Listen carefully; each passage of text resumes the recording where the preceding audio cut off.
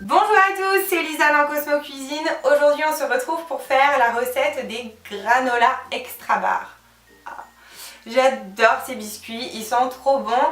J'espère que la recette va vous plaire. Franchement, elle a quasiment le même goût, voire le même goût. Enfin, on peut pas dire que ça a le même goût parce que... voilà. J'ai fait la recette, elle ressemble comme 2 gouttes d'eau à l'original. Je vous la montre et on se retrouve juste après. Alors on aura besoin de 400 g de farine, 180 g de sucre, 160 ml d'huile, de colza ou de tournesol, plus ou moins 30 ml d'eau, vous verrez en fonction de la consistance de votre pâte, une cuillère à café de sel, du chocolat au lait, plus ou moins 200 g. Alors pour commencer, dans la farine je viens mettre le sel et l'huile. J'y ajoute le sucre et ensuite je viens mélanger. Je mélange directement à la main. Pour ceux qui n'aiment pas l'aspect, la consistance de la pâte humide sur les doigts, vous pouvez commencer d'abord à la spatule et dès que la pâte devient un peu trop ferme, vous pouvez à ce moment-là utiliser vos mains. Donc je malaxe le tout jusqu'à l'obtention d'une boule de pâte. Si votre pâte est trop humide, rajoutez un peu de farine. Si elle est trop sèche, à ce moment-là, c'est là que vous rajoutez plus ou moins les 30 ml d'eau. Ensuite, sur une feuille de papier sulfurisé, je prends la boule de pâte que j'étale avec un rouleau pour qu'elle fasse environ 2 cm d'épaisseur. Si vous n'avez pas de rouleau à pâtisserie, vous pouvez utiliser une bouteille par exemple, ou même avec votre main, vous pouvez l'aplatir. La pâte est assez souple, ça ne devrait pas poser de problème. Donc là, avec un couteau, je découpe les bords et en fait, je rafistole les autres côtés pour optimiser au mieux tous mes petits morceaux de pâte.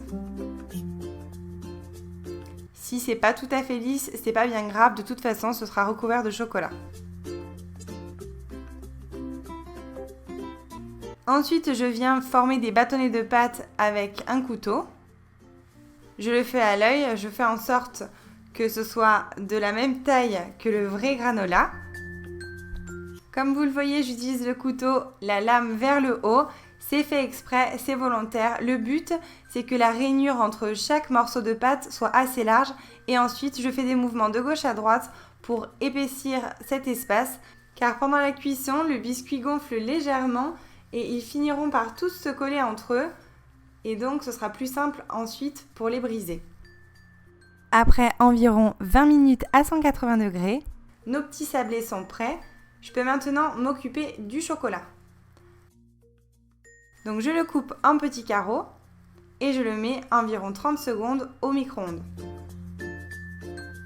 Ensuite, je le mélange. Là, j'ai pris une petite baguette en bois, mais vous pouvez prendre n'importe quoi pour mélanger, ça va très bien. Et je viens tremper les biscuits un à un dans le chocolat. Je trempe qu'une seule face car je vais les mettre côté biscuit le temps que le chocolat sèche avant de m'occuper à l'autre face. Avec ma petite baguette en bois, j'étale bien correctement partout mon chocolat. Et là, j'essaye avec une autre méthode plutôt que de tremper les biscuits et surtout parce que arriver à la fin du plat, c'est plus compliqué pour attraper le chocolat. Je me sers d'un couteau et je tartine.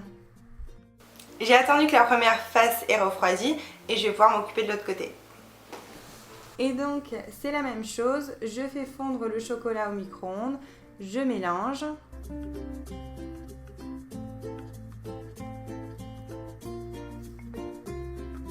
Et pareil, j'étale le chocolat, cette fois-ci sur l'autre face.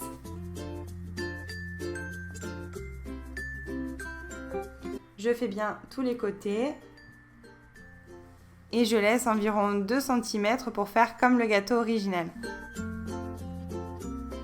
Voilà, je les ai tous faits, je vous ai pas tout montré, c'est pareil pour tout. Voici la barre originale. Donc je l'ouvre. Voilà à quoi elle ressemble. Ça c'est le mien et ça c'est l'original. Au début j'étais un peu triste qu'il n'y ait pas de chocolat ici. Hein, bon. En fait c'est bien pratique, comme ça on s'en met pas plein les doigts. Bon alors par lequel je commence? celui-là.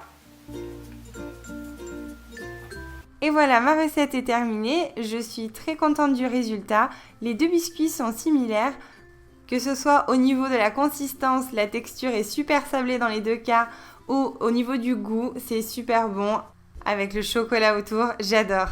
Dans tous les cas, il n'y a pas de secret, si vous utilisez un chocolat de qualité, vous préférerez ceux que vous avez préparés, j'en suis persuadée. Voilà, ma recette est terminée, j'espère qu'elle vous aura plu, qu'elle vous aura donné envie de la faire. Si vous la faites, n'hésitez pas à me le dire dans les commentaires et à partager vos impressions avec moi. Si ce n'est pas déjà fait, abonnez-vous à ma chaîne et on se retrouve très prochainement dans une nouvelle vidéo. Bye!